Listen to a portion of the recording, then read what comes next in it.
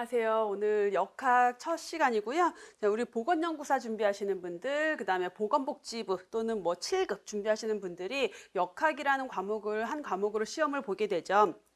아마 거의 90% 이상은 이제 보건연구사 준비하시는 분들일 거고요. 이제 역학 같은 경우는 사실 공중보건, 우리 보건학을 여러분들이 기본적으로 공부를 하게 되는데 보건학의 한 챕터로 들어가 있는 게 역학이죠. 그래서 사실 문제를 까서 보면은 역학 문제나 보건학 문제나 똑같아요. 같은 내용에서 출제가 되는 건데 다만 보건학은 그 역학에 플러스 환경보건도 들어가고 산업보건도 들어가고 그리고 뭐 학교보건, 노인보건 이런 것들이 좀 더 들어가는 거고, 이제 역학이라는 과목은 그 전체 보건학에서 역학이라는 챕터, 그다음에 보건 통계, 그리고 건강에 대한 것, 질병에 대한 것만 딱 압축해서 묶어서 조금 더 적은 볼륨의 내용이 들어가는 거고, 대신 아주 깊이 있게 다뤄지는 과목이다라고 생각을 하시면 돼요. 그래서 여러분들이 이제 아마 대학원이나 이렇게 다닐 때 논문을 쓰거나 할 때 주로 기본 베이스로 공부를 했던 게 역학이라는 과목일 거고, 역학은 그래서 논문과 관련된, 내가 뭔가 논문을 쓰는 것과 관련되어 있다 보니까 계산도 해야 되고 통계와 관련된 부분도 들어가야 되고 그리고 연구 기법도 들어가야 되고, 그래서 많은 수험생들이 진짜 어려워해요. 모르겠어요. 약간 우리 중고등학교 때 수학 포기하듯이, 과학 포기하듯이 그런 식으로 역학을 보는 수험생들이 처음에 많아요. 특히 학교 다닐 때. 근데 제가 이제 역학이라는 과목을 제가 개인적으로 공부할 때 역학이라는 과목을 너무 좋아하다 보니까 저는 되게 재밌게 했었고, 그래서 여러분들이 이 역학이라는 과목이 어렵지 않고 정말 재밌게 다가갈 수 있도록 제가 강의를 해드릴 거예요. 그래서 어렵지만 막상 저랑 같이 수업을 하고 나면은 역학이 제일 쉽다, 역학은 진짜 추가로 공부 안 해도 내가 시험 볼 수 있겠다, 이렇게 만들어 드리기 위한 강의를 여러분들께 해드릴 겁니다. 그래서 역학 이제 그 공부하는 순서가 여러분 그러니까 보건학, 역학, 그다음 예방의학, 이 세 과목이 있는데 사실 이 세 과목은 한 과목이다라고 생각을 하시면 돼요. 그래서 경기도라던가 이런 인천이라던가 이런 데에서는 아예 이제 그 보건연구사 의학 파트로 뽑을 때 과목 자체가 세 과목인데 보건학, 역학, 예방의학이에요. 그래서 실제 시험을 보러 들어가면은 내가 지금 역학 문제를 풀고 있는지, 보건학 문제를 풀고 있는지, 예방의학 문제를 풀고 있는지 구분이 안 돼요. 그냥 쭉 풀고 나중에 문제를 복원하다 보면은 어차피 다 같은 문제예요. 그러다 보니까 거의 대부분의 학생들이 문제 복원할 때 60문제를 그냥 한 방에 복원을 해버려요. 그래서 어느 게 역학에 있었고 어느 문제가 보건학에 있었고 어느 문제가 예방의학에 있었는지는 모르겠습니다. 같은 과목이다 보니까 그런 상황이 생기는 거죠. 자, 그렇기 때문에 여러분들이 공부를 하는 순서를 좀 정해서 하는 게 좋은데, 보건학을 먼저 공부하세요. 보건학이 가장 기초다라고 생각을 하고, 보건학에서 역학이 조금 들어가긴 하지만 기초적인 것들, 아주 심플한 내용들이 다뤄질 거예요. 보건학을 먼저 해서 기초 지식을 만들어 놓고, 자, 그 다음에 역학을 공부하게 되면 좀 더 깊이 들어가요. 그래서 역학, 보건 통계와 관련된 부분들을 좀 더 깊이 다루게 되고, 자, 그 다음에 예방의학을 공부하는데, 나는 예방의학 시험 과목 아닌데요. 그래도 해야 되는 게 예방의학이라는 거. 그래서 왜냐면 보건학 자체가 예방의학에서 기본적으로 다 나오는 거기 때문에 보건학을 조금 더 깊이 있게 다룬다라고 생각하시면 돼요, 예방의학은. 그래서 그 시험 과목이 예방의학인 지역 같은 경우는 사실 한 과목 공부하는 거나 마찬가지인 상황이 되는 거고요. 내가 예방의학이 내 시험 과목이 아니다 하더라도 기본적으로 예방의학을 봐야 돼요. 그래서 예방의학을 공부하는 방법은 뭐 KMLE에서 나오는 예방의학 문제집이 있어요. 의사고시 시험 문제집인데 거기에서 이제 문제도 많이 출제가 되고 인용이 많이 되기 때문에 그걸 보셔야 되고, 기본적으로 보건연구사 준비하시는 분들은 참고서적으로 계축문화사에서 나오는 예방의학과 공중보건학이라는 책이 있어요. 아마 연구사를 준비하시는 분들은 기본적으로 이 책을 다 알고 있을 거고, 시험 문제가 거의 여기서 나온다라고 생각하시면 돼요. 예방의학 과 공중보건학, 계축문화사 책이고, 근데 그 책을 사실은 그냥 공부하기가 만만치가 않아요. 너무 볼륨도 많고 글씨는 작고 책은 크고 내용은 너무 깊이 있게 들어가고, 자, 그러다 보니까 처음부터 그 책으로 공부하기에는 좀 무리가 있고요. 앞에서 말씀드린 것처럼 보건학을 베이스를 공부를 하고 그다음에 역학으로 조금 더 깊이 있게 한 다음에 다시 복습하고 조금 더 깊이 있게 공부를 할 때 보건학에 있는 내용들, 역학에 있는 내용들을 그 예방의학 책에서 찾으시면 돼요. 제가 페이지가 다 이제 기재가 되어 있기 때문에 출처에 대한 페이지가 있기 때문에 그러한 부분들을 찾으시면 되고, 조금 더 쉽게 접근하는 방법이 KMLE 예방의학 교재 있죠. KMLE 예방의학 교재는 이제 요약집 그리고 문제집이에요. 그래서 그 문제집을 독학할 수 있을 만큼 설명이 자세히 되어 있으니까, 자, 그 책을 베이스로 하면서 그 책에 연관 페이지가 다 나와 있어요. 예방의학과 공중보건학 몇 페이지에 있는 내용이다, 이런 내용들이 있어요. 그래서 그걸 찾아서 그 내용들을 조금 더 깊이 있게 여러분들이 공부를 하시면은 실제 보건연구사 시험에서 만점을 받을 수 있다라고 볼 수 있겠고, 아마도 이제 지금 예방의학과 공중보건학 교재가 최근에 4판까지 나왔거든요. 올해 2021년에 개정판이 나왔는데, KMLE 예방의학 교재를 보면은 3판 거가 연결이 되어 있을 거예요. 그래서 정확하게 페이지가 맞지 않을 거예요. 근데 그거는 뭐 그 근처 페이지 가서 내용 찾으시면 되니까, 그런 식으로 학습 전략을 짜서 공부를 하시면 효율적으로 만점을 노릴 수 있다라고 보고, 자, 이번에 제가 이제 역학은 별도의 교재를 제가 이렇게 만들어서, 자, 이 교재로 수업이 진행이 될 거예요. 그래서 역학에서, 그러니까 예방의학 내용에서 좀 이제 빼온 내용들인데, 그 중에서도 역학이라는 과목으로 시험 문제로 가장 많이 나오는 것들을 베이스로 해서 교재가 만들어진 거고, 이 교재 내용들의 베이스도 사실은 예방의학과 공중보건학 교재에 있는 내용들이 거의 대부분 베이스에 깔려 있고, 자, 올해 좀 더 추가된 게 단원별 기출 문제, 이제 기출 보건 문제들이 있어요. 그래서 마지막 페이지에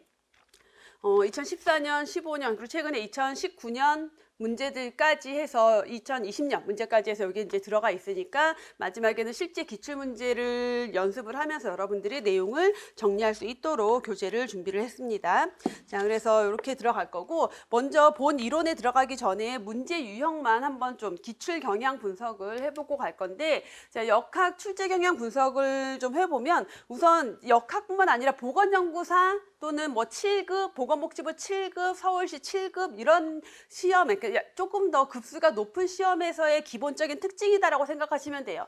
우선 지문이 정말 길어요. 그래서 시험 문제를 딱 받는 순간 그 시험지 전체가 꽉 차 있어요, 글씨로. 그러니까 그걸 보는 것만으로도 숨이 턱 막히게끔. 근데 막상 그렇게 긴 지문들을 읽다 보면은 별 내용이 없어요. 마지막 한 단어로 문제를 풀면 되는 건데, 긴 지문이 있거나, 또는 문제는 짧은데 선택지 1번, 2번, 3번, 4번 보기가 굉장히 길어서 읽다 보면은 앞에 내용 까먹고 뒤에 내용만 보게 되는 이러한 문제 이제 한정을 만들기도 하고요.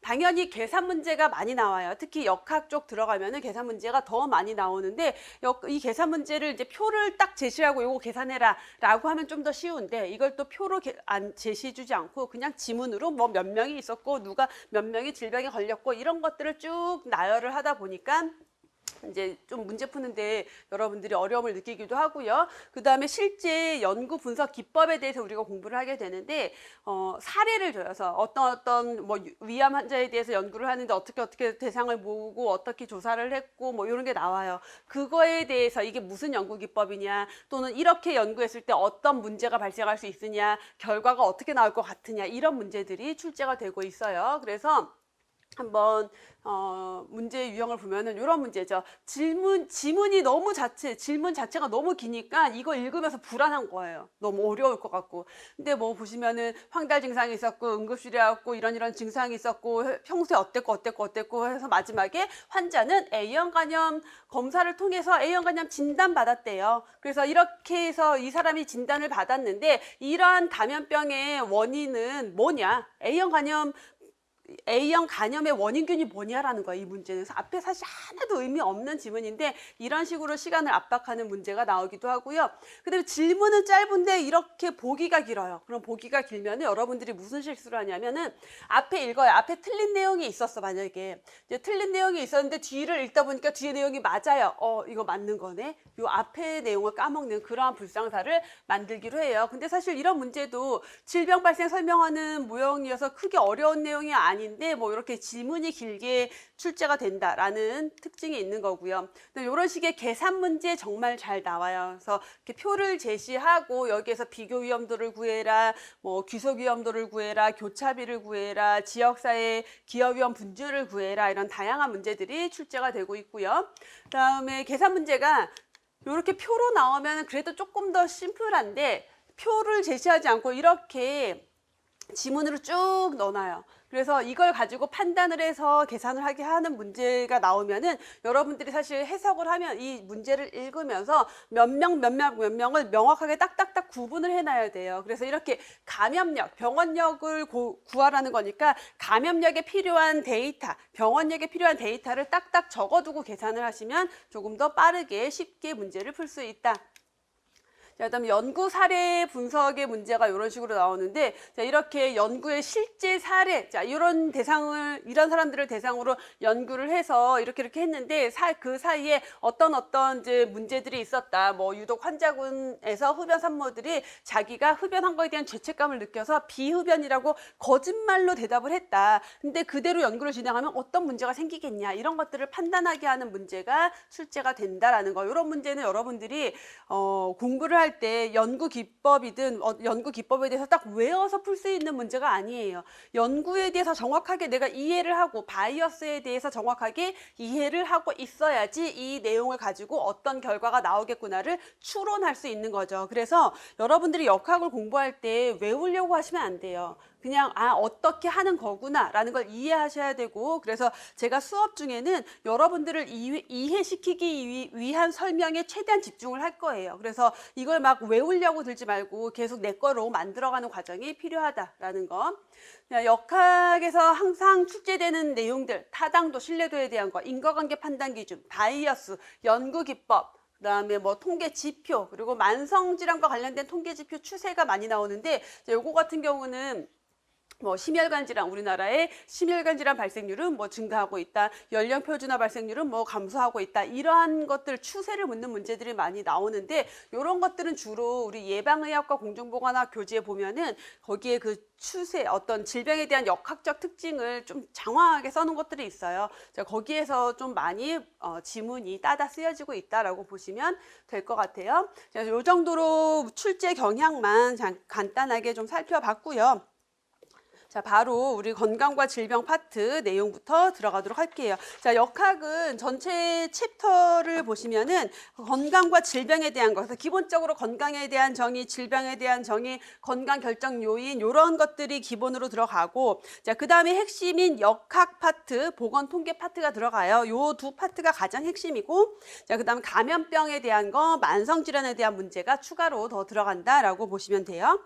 자, 그러면 건강과 질병 파트부터 보도록 하겠습니다.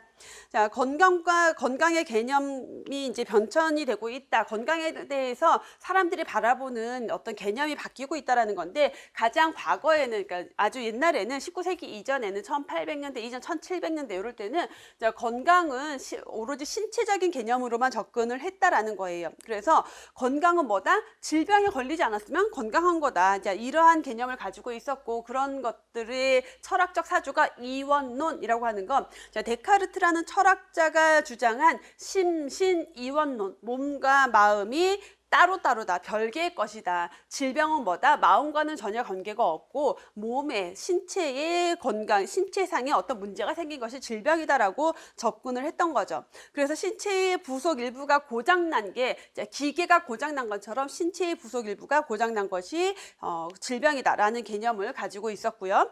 자, 그 이후에 심신의 개념으로 넘어가는데, 자, 심신 개념이라는 것은 이제 정신과 육체, 몸과 마음을 분리할 수 없다라는 개념으로 넘어오는 거예요. 왜냐하면 이 심신 개념이 대두되기 이전에는 주로 건강상 문제가 되는 것들이 감염병이었어요. 그러니까 감염병의 병원체도 명확하고 그걸 치료하면은 깨끗하게 낫고 그랬기 때문에 심신이원론으로 설명이 됐었는데, 자, 이 심신의 개념으로 넘어온 요 시기부터는 감염병도 감염병이지만 어떤 문제들, 고혈압, 당뇨병, 이런 만성질환들도 같이 대두가 된 거죠. 자, 이러한 질병들은 심신이원론으로 설명할 수가 없고 특정 원인을 규정할 수가 없다 보니까 다요인성 질병이 많아지면서 그로 인해서 심신의 개념이 등장하게 된 거고, 자, 이때부터는 환경의 변화나 행태적인 요인을 중요시하게 됐다라고 볼 수가 있겠죠. 그래서 건전한 정신은 건강한 신체로부터라는 뭐 예전에 많이 이제 나왔던 그런 표어 같은 것들이 있는데 그게 다 이 심신 개념과 관련된 내용이다라고 보시면 되겠고, 자, 생활의 개념은 자, 몸과 마음과 관련돼서 설명뿐만 아니라 자, 이렇게 신체적으로 정신적으로 건강한 한 것뿐만 아니라 내가 사회적으로 주어진 역할과 임무를 충실히 수행할 수 있을 때 건강한 것이다라는 개념으로 넘어와요. 이러한 사회적 건강이라고 하는데 사회적 건강을 강조하는 것을 생활의 개념이다라고 설명을 하고 있죠. 자, 뒤에 넘어가면은 WHO의 건강의 정의가 나올 건데 WHO의 건강의 정의는 신체적, 정신적, 사회적으로 안녕이 완전한 상태다라고 해요. 여기서 말하는 사회적 안녕이 바로 생활의 개념이다라고 보시면 되겠고요.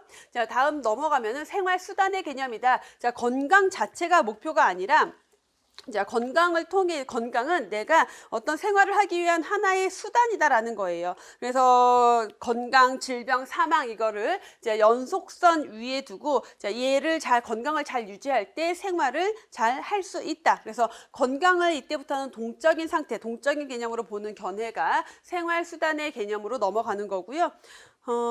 자, 건강이라는 것은 어차피 건강은 연속선 위에 있기 때문에 내가 항상 질병 상태로 갈 수도 있고 더 건강한 상태로 갈 수도 있겠죠. 자, 질병으로 갈 위험도 건강 위의 요소도 있지만 나는 더 건강해질 잠재력도 있고 자, 그런 것들이 잘 평형을 이루고 있는 상태가 건강이다라고 설명하고 있는 것. 그래서 건강 자체가 목표가 아니라 일상생활을 영위하는데 건강을 통해서 활력소를 가질 수 있어야 한다라는 내용으로 보시면 되겠죠. 자, 건강에 대한 정의로 넘어가 볼게요. WHO의 정의를 가장 먼저 볼 건데 1948년 WHO가 발족이 되면서 WHO 헌장에 건강의 정의가 이제 제시가 됐죠. 건강은 질병이 없거나 허약하지 않을 뿐만 아니라 어떻게 육체적, 정신적, 사회적으로 완전한 안녕 상태다. 안녕이 완전한 상태다. 자, 그래서 여기에서 강조하고 있는 게 특히 현대에 와서 강조되고 있는 개념이 사회적 안녕이라는 개념이고 이게 생활의 개념이다라고 보시면 되겠고 사회적 안녕이라고 하면은 사회 속에서 나에게 부여된 어떤 기능, 역할 이런 것들을 충실히 수행할 수 있을 때 사회생활을 영위할 수 있고 그러한 안녕을 사회적 안녕이다라고 정의하고 있는 거죠. 자, 근데 이 WHO 정의의 특징을 보면은 우선 그래서 건강의 사회적 측면, 생활의 개념, 사회적 측면을 강조하고 있다. 보건부문 사업 범위를 확대하는데 계략적 지침이 된다라고 하는데 뭐냐면 어떤 사람의 건강 문제가 발생이 됐을 때 그 사람을 치료하는 거에만 포커싱을 두는 게 아니라 사회적인 역할을 할 수 있는 부분까지도 범위를 확대시켰다라는 개념이 되겠죠. 자, 건강을 당위적인 측면에서 규정한 선언으로서의 의미다. 그래서 구체적인 기준은 없어요. 완전한 안녕 상태가 뭔데 얼만큼 가야지 안녕한 상태인데 그거는 잘 알 수가 없지만 뭐 이런 신체적, 정신적, 사회적 이런 부분들을 다 포함을 시키고 안녕이 완전한 상태다라는 어떤 선언으로서의 의미를 가지고 있기 때문에 이념적인 목표 설정 정도에만 도움을 준다. 구체적이고 측정 가능한 구성 요소가 없어요. 그렇기 때문에 내용이 모호하고 실정적 분석에는 활용도가 적을 수밖에 없겠죠. 자, 보편적인 인간의 가치가 모두 포함된다는 것은 신체적인 건강, 정신적인 건강, 사회적인 건강이 모두 포함되는 것을 의미한다라고 보시면 되겠고요. 자, 그래서 WHO 건강의 정의에서 가장 대표적인 비판이 너무 비현실적이고 이상적이다. 완전한 안녕이라고 하는데 완전한 안녕 너무 이상적이고 비현실적이다라고 비판을 받고 있는 거고요. 정적으로 보고 있다. 자, 우리가 앞에서 신체 개념, 심신 개념, 생활 개념, 생활 수단의 개념으로 넘어가면서 생활 수단의 개념은 건강과 질병이 연속선 위에 있고 그 안에서 움직이는 동적인 개념이다라고 했는데 WHO의 건강의 정의는 안녕이 완전한 상태다. 라고 단정을 짓고 있기 때문에 정적인 개념으로 보고 있는 것을 지적을 하고 있다라는 거예요. 자, 그 밖에 다양한 학자들의 건강의 정의들을 살펴보면은 자, 적극적인 블랙스터라는 학자는 건강에 대한 정의를 두 가지로 나눴는데 적극적인 정의와 소극적인 정의라고 하지만 사실 영문을 보시면 포지티브한 정의랑 네거티브한 정의예요. 다시 말하면 긍정적인 접근과 부정적인 접근이라는 거죠. 그래서 긍정적인 접근은 좋은 거 얘기하는 거. 그 다음에 부정적인 접근은 나쁘지 않아 이렇게 부정적으로 접근하는 것을 생각하시면 되겠고, 그래서 적극적 정의라고 하면은 건강은 신체적으로 적절함을 의미하거나 안녕한 상태를 의미한다. 그래서 나는 지금 굉장히 건강한 상태고 운동하기 나 너무 몸이 괜찮아. 운동하기에도 적절하고 사람들이랑 잘 지내고 있어. 이런 것들을 적극적인 정의, 포지티브한 정의라고 하는 거고, 자, 네거티브한 정의는 나 그 두통 있었는데 지금은 괜찮아졌어. 이런 식으로 아픈 증상이 없다, 질병이 없다, 네거티브하게 접근하는 것을 의미한다. 두통이 없다, 질병이 없다, 이런 것들. 자, 다음 베르나르 또는 캐넌이라는 학자가 나오는데, 자, 베르나르와 캐넌은 둘 다 같은 내용으로 정의를 했어요. 건강이란 외부 환경이 변하더라도 내부 환경의 항상성이 유지된 상태다. 그래서 여기에서의 가장 핵심 키워드는 항상성이라는 단어죠. 그래서 밖에 외부 환경이 아무리 추워도 아무리 더워도 나의 체온이 36.5도로 계속 유지되는 것, 이러한 것들을 항상성이 유지된 상태다라고 보시면 되겠고, 자, 질병은 항상성이 깨져서 내가 체온이 36.5도로 유지가 되었어야 되는데 뭐 38도, 39도까지 올라가면은 질병 상태로 들어가는 거죠. 그래서 환경이 변했을 때 항상성이 깨진 상태가 질병이다. 자, 와일리라는 학자는 건강이란 유기체가, 그러니까 사람이 환경 조건에 잘 적응해 나가는 것이다. 그래서 환경에 적응하는 것, 환경과의 관계를 언급을 했고요. 자, 지거리스트라는 학자는 사람들이 살면서 생활상의 요구가 있겠죠. 내가 살면서 이제 나에게 주어지는 요구들, 여러 가지 조건 변화 이런 것들에 잘 적응할 수 있는 것. 그래서 나의 주변 환경, 마찬가지로 여기도 환경에 잘 적응을 하는 거긴 하지만, 여기서는 환경이라고 접근을 하고 있는 게 아니라 나의 생활 조건, 생활상의 요구 이런 것들에 잘 적응을 해서 나의 기관과 내 몸의 기관이 조화와 통일을 잘 유지하고 있는 상태다. 자, 파슨스의 정의 중요하게 볼게요.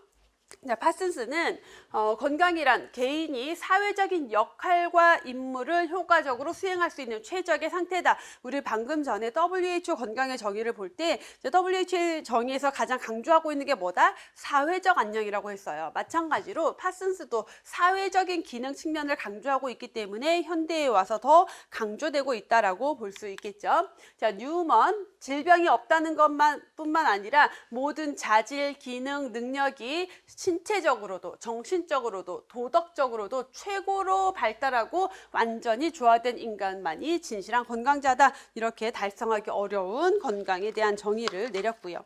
자, 윌슨, 우리 가끔 보면은 이렇게 팔이 없고 다리가 없는데 의족을 하고 에베레스트 등반을 하고 농구를 하고 이런 사람들 보잖아요. 자, 그런 사람들은 건강하지 않다고 봐야 될까요? 질병이라고 봐야 될까요? 건강하다고 봐야 될까요? 자, 이러한 개념인 거예요. 자, 윌슨 같은 경우는 신체가 조건이 다 멀쩡하지만 방에 틀어박혀서 나오지도 않고 이제 건강한 생활을 하지 못하는 사람도 있고, 뭔가 신체적 결함이 있다 하더라도 굉장히 건강하게 사는 사람들도 있는 거죠. 자, 그래서 신체 조건을 무관하게 취급을 한 사람이 윌슨이라는 학자입니다. 자, 이 다양한 학자들 중에서 특히 우리가 중요하게 봐야 될 학자들이 당연히 WHO의 정의 중요하겠고요. 그다음 베르나르와 캐넌의 항상성 시험 문제로 자주 나왔고, 파슨스 사회적 건강, 요렇게가 가장 시험 문제로 자주 나오는 건강의 정의가 되겠고요.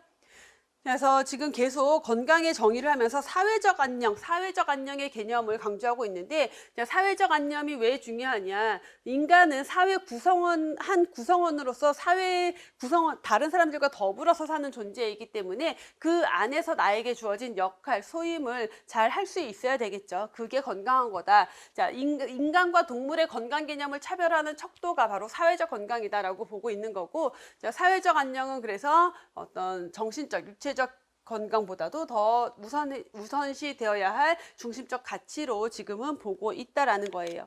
자, 다음 건강과 질병의 연속선 개념을 좀 볼 건데, 자, 현대적인 건강 개념에서는 연속선 개념이다. 건강과 질병, 사망 이것들이 연속선 위에서 움직인다라고 보고 있는 개념이에요. 그래서 동적인 개념이다. 과거의 건강의 개념은 정적인 개념이었다라면은 현대의 건강 개념은 동적인 개념이다라고 보는 거고, 자, 이 그림을 봤을 때 A는 건강한 상태예요. 자, 건강한 상태에 있는 사람이 뭔가 질병이 진행이 돼서 B로 넘어가면은 만성질병 같은 경우는 자각 증상이 없는 초기 단계, 감염병 같은 경우는 아직 증상이 나타나진 감염이 됐지만 증상은 나타나지 않은 뭐 잠복기 정도가 되겠고, C로 들어가면은 완전한 질병 상태다라고 보시면 되겠고요. 자, D로 넘어가면은 회복기로 들어가게 되죠. 그래서 이렇게 계속 움직이는 과정에 있다라고 볼 수가 있는 거고요. 그러면 자, 이 A, B, C, D 단계에서 이제 서로 이동이 가능하다라는 거고, 보건의식이 향상된 계층, 그러니까 건강에 대해서 조금 더 높은 가치를 가지고 있는 사람들은 B, C, D가 다 불건강 상태다라고 생각을 하고 이때도 다 관리를 하려고 한다라는 거고, 보건의식이 취약한 계층, 건강에 별로 관심이 없는 사람은 내가 아프지 않으면 관리를 안 해요. C만 병적으로 인식한다라는 걸 설명하고 있는 거죠. 자, 그래서 넘어가고, 자, 다음에 질병 상태의 개념으로 들어가는데, 이 질병 상태의 개념 부분이 이제 기존 교재에 없는 내용이 조금 추가가 더 됐는데, 여기에서 서울시에서 보건연구 7급 시험 문제를 낼 때 이러한 지문들을 가지고 문제를 출제를 했어요. 근데 생각보다 이게 따로 띄워놓고 보면 굉장히 헷갈려요. 우선 질병이라는 것과 질환이라는 것을 구분을 하고 있어요. 얘를 어떻게 구분하냐면, 질병이라고 하면은 우리가 병 걸렸어 라고 얘기하는 거 있죠.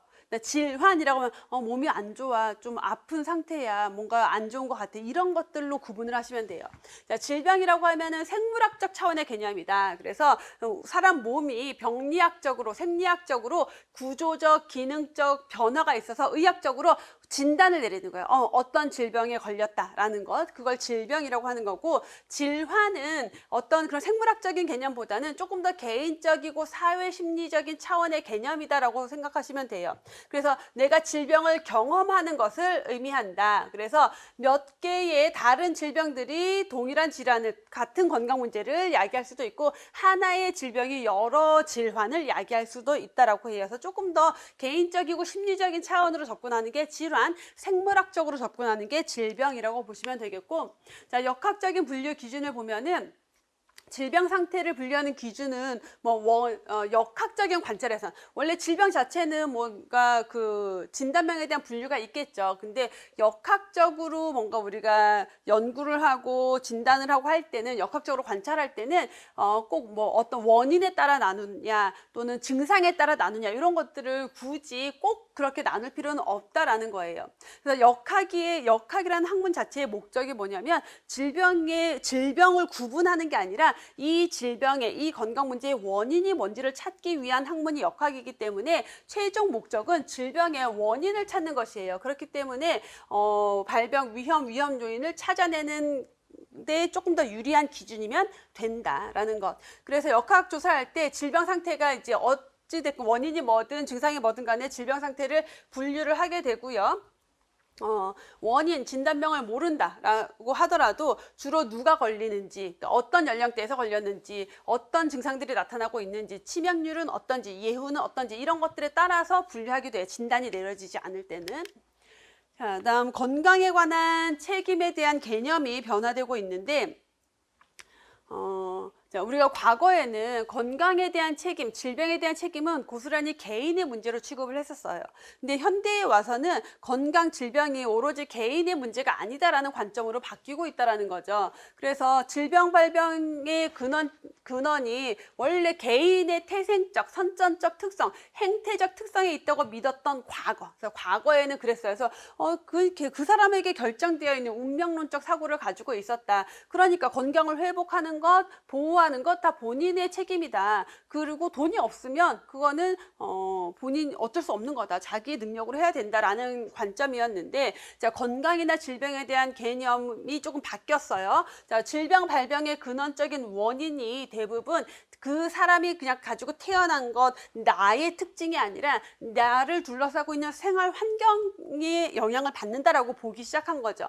그래서 생활 환경을 조성하는 것은 결국은 사회가 가지고 있는 책임이다라는 관점. 그래서 오늘날에는 사회가 주체적으로, 국가가 주체적으로 건강의 위험을 방지할 수 있는 어떤 시스템을 만들어야 돼요. 건강을 보호하기 위한 노력을 해야 된다. 사회 공동체의 책임으로 개념이 변화되었다. 그래서 사회적 책임, 건강에 대한 사회적 책임이 지금은 강조되고 있다라고 보시면 돼요. 자, 그렇기 때문에 건강이라는 것은 인간의 기본적 권리로 보고 있다라는 거죠. 자, 사회생활을 하는 인간의 기본적인 권리다. 건강이라는 것은 그렇게 권리이고, 자, 건강 형평이라는 개념, 보건의료 서비스 형평에 대한 요구 주장도 일어난다. 그래서 건강 형평이라는 개념이 뭐냐면 내가 건강할 수 있는 동등한 기회를 가질 수 있어야 된다라는 거예요. 자, 내가 노력을 하면은 건강해질 수 있는 기회. 그래서 내가 아무리 노력해도 나는 환경이 열악해서 아무리 노력해도 나의 건강을 개선시킬 수가 없어.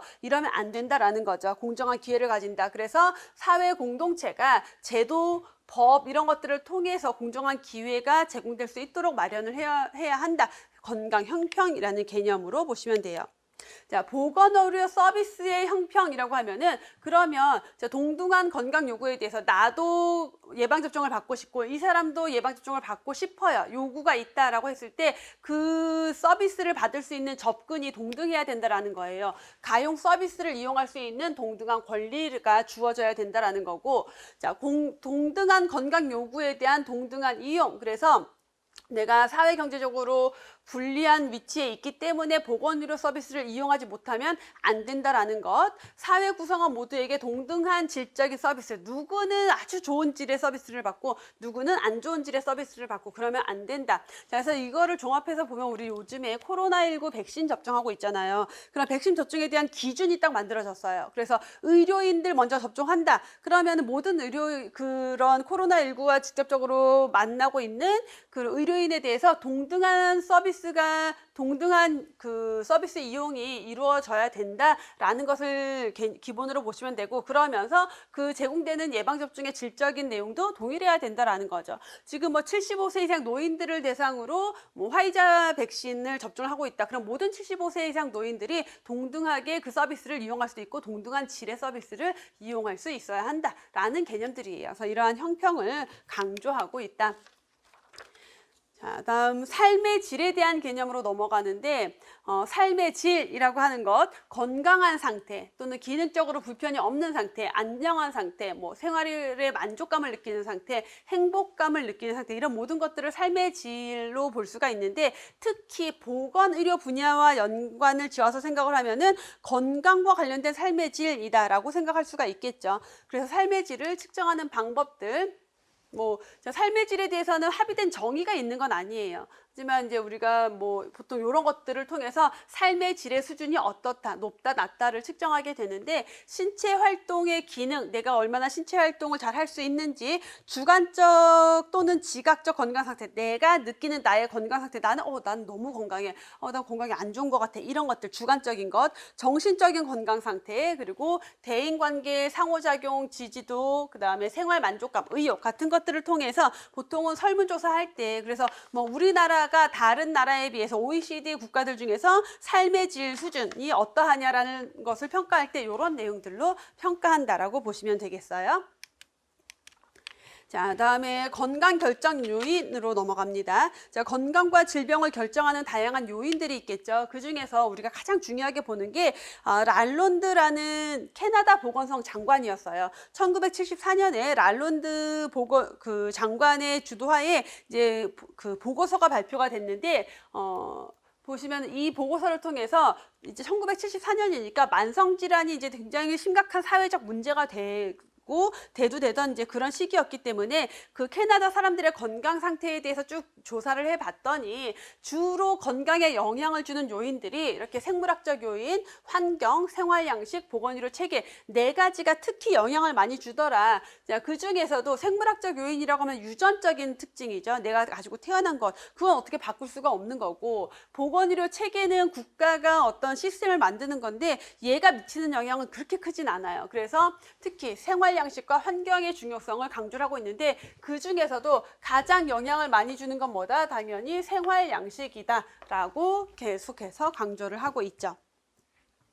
자, 그럼 구체적으로 주요 결정 요인들을 살펴보면은, 자, 질병의 유전적 요인이라고 하면은 유전은 그러니까 내가 이렇게 가족력이라고 흔히 얘기하잖아요. 그래서 질병 발생과 통계적 관련성이 매우 높아요. 예를 들어서 뭐 유방암, 가족 중에 유방암 진단받은 가족이 있다라고 하면은 유방암 걸릴 확률이 굉장히 높아요. 유전적으로. 자, 그러한 통계적 관련성이 있긴 하지만 그렇다고 유전자를 조작할 수는 없어요, 우리가. 그래서 인위적인 조작이 불가능하기 때문에 유전적인 요인 자체를 직접적인 건강과 질병을 결정하는 요인이야라고 보기보다는 그냥 간접적인 요인 중에 하나로 보긴 해요. 하지만 사실은 굉장히 중요한 결정 요인이죠. 자, 성도 유전과 마찬가지예요. 아무래도 남자가 더 많이 걸리는 질병, 여자가 더 많이 걸리는 질병 이런 것들이 다르게 나타나는데 마찬가지로 뭐 성을 바꿀 것도 아니고 그러니까 성 자체를 중요한 어떤 직접적인 결정 요인이다라고 보진 않지만 성도 영향을 주는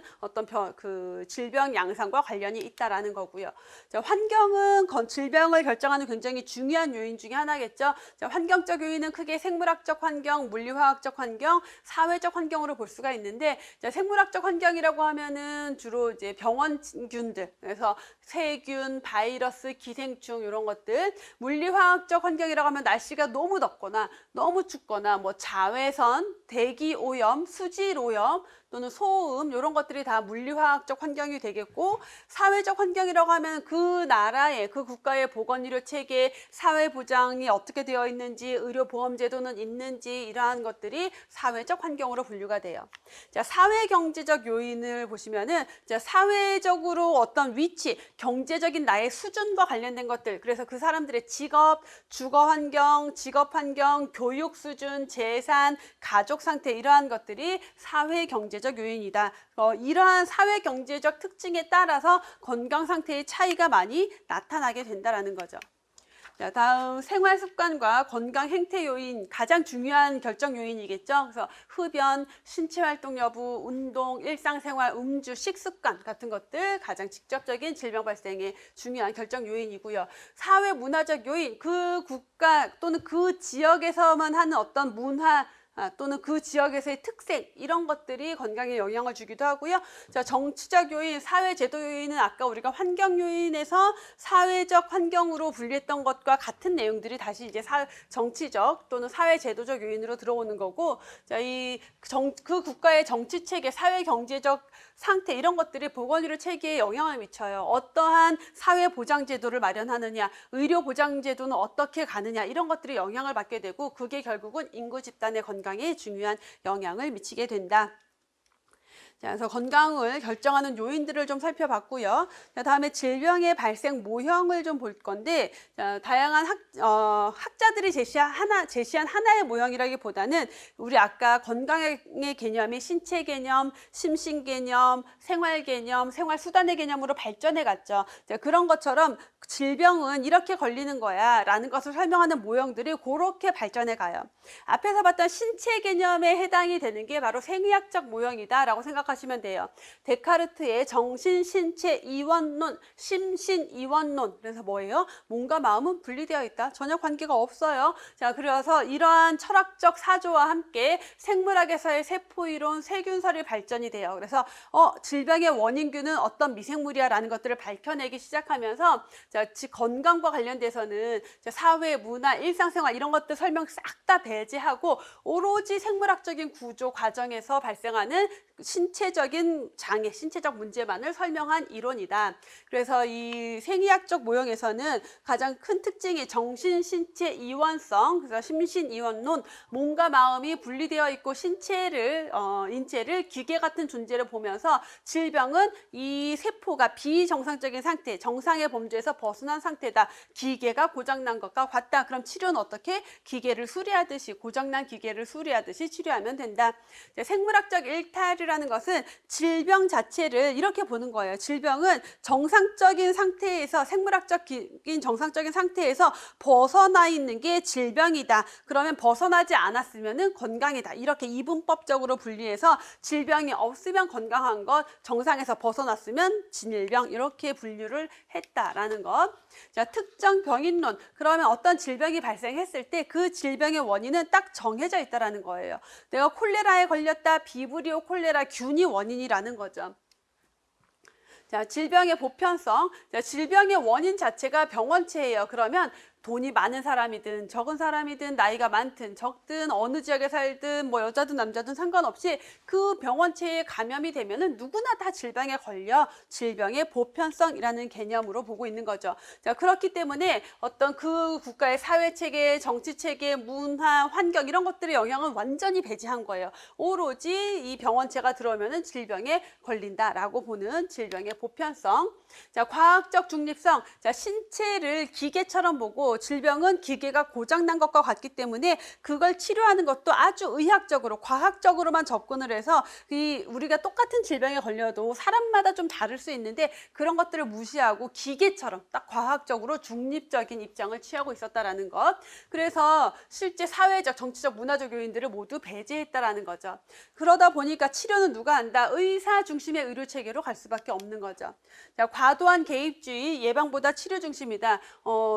그 질병에 걸리지 않았으면은 건강한 거니까 자, 건강한 상태에서 내버려 뒀다가 정상에서 벗어났다라고 하면은 그때 의사가 개입하는 거예요. 그래서 이러한 것들을 과도한 개입주의다. 예방보다 치료 중심이다라고 설명을 하는 거고, 자녀적 건강의 개념이다라고 하는데 질병에 대해서는 규정을 했지만 건강에 대해서는 전혀 규정을 하지 않았어요. 그럼 건강은 뭐다? 질병에 걸리지 않고 남아있으면 건강이다라는 자녀적, 남아있는 게 건강이다라는 개념으로 접근을 했죠.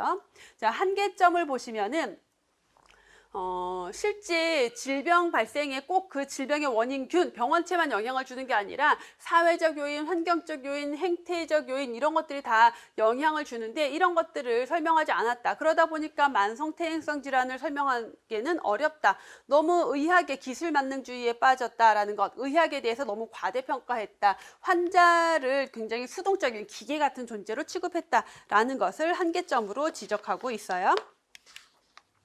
자, 다음에 생태학적 모형이 나오는데 생태학적 모형이라고 하는 것은 자, 꼭 그렇게 병원체, 병인만 영향을 주는 게 아니라 자, 병원체에 감염이 됐어도 그 숙주가 가지고 있는 건강 상태에도 영향을 주고 또 그 숙주와 병인을 둘러싸고 있는 환경도 영향을 준다라는 개념이에요.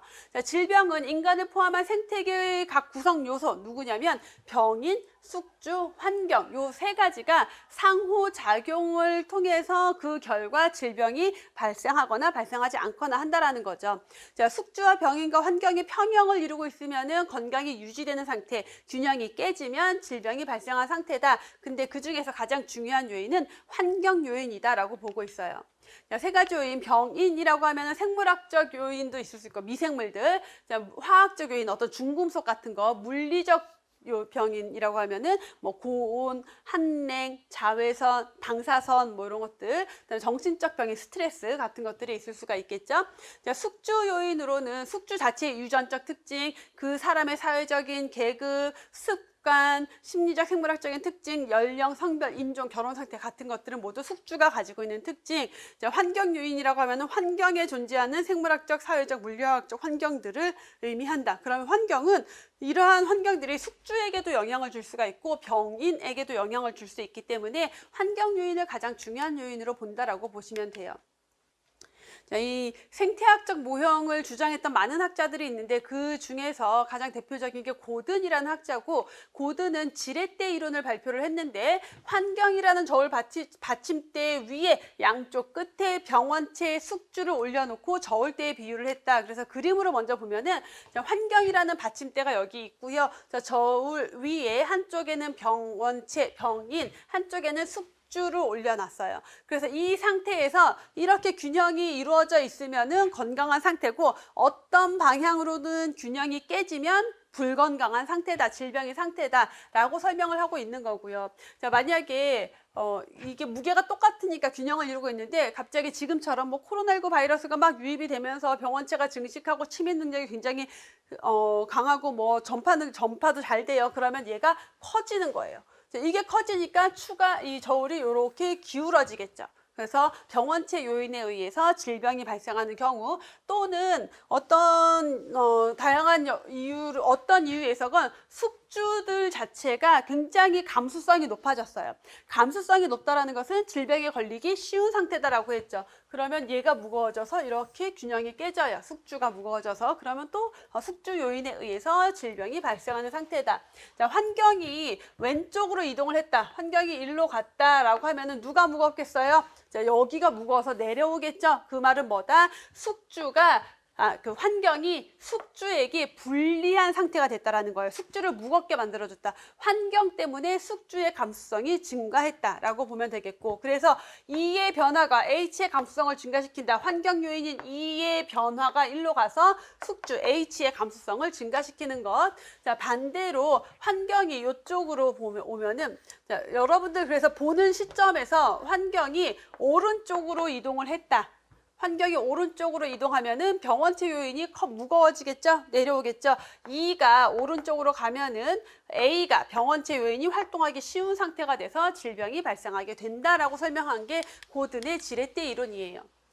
그래서 여기 내용은 다 뭐 지금 그림으로 설명이 됐고, 평형이 깨지는 경우 병원체 요인으로 바이러스나 세균이 변이를 일으켜서 뭐 감염력이나 병원성이 증가할 때 숙주 요인, 숙주 자체의 면역력이 떨어져서 감수성이 증가했을 때 환경이 좌측으로 이동하면, 좌측으로 이동했다는 것은 환경이 왼쪽으로 가면은 누가 숙주가 건강하지 않은 상태가 된다라는 거죠. 좌측으로 이동하면은 숙주의 감수성이 증가하는 경우고, 환경이 우측으로 이동하면은, 자, 이번에는 우측으로 이동을 하게 되면은 병원체 요인이 생존 증식 전파되기 유리한 환경이 됐다라는 걸 볼 수가 있겠죠. 자, 클라크란 학자도 마찬가지로 이렇게 병인 숙주 환경 세 가지를 가지고 설명을 했어요. 그래서 셋의 상호작용에 의해서 질병이 발생한다. 자, 한계점을 보시면, 자, 환경 요인, 질병과 관련된 환경 요인이 너무 많기 때문에 이 모형 가지고 질병의 원인을 이제 간추리기가 쉽지 않다라는 거고, 자, 환경 요인이 꼭 뭐 한 가지 한쪽에만 영향을 주는 게 아니라 병인과 숙주 둘 다한테 영향을 줄 수도 있다라는 거죠. 규명하기가 쉽지 않고요. 환경이, 이 모형에서는 환경이 직접적으로 작용하기보다는 간접적으로 작용하는 경향이 있다. 실제 질병과 관련돼서 환경 너무 다양하고 복잡하다. 그래서 작동 기전을 정확하게 규명하는 것은 거의 불가능하다라고 보고 있는 거죠. 그래서 생태학적 모형까지 좀 살펴봤고요. 자, 잠깐 쉬었다가 사회 생태학적 모형을 이어서 보도록 할게요.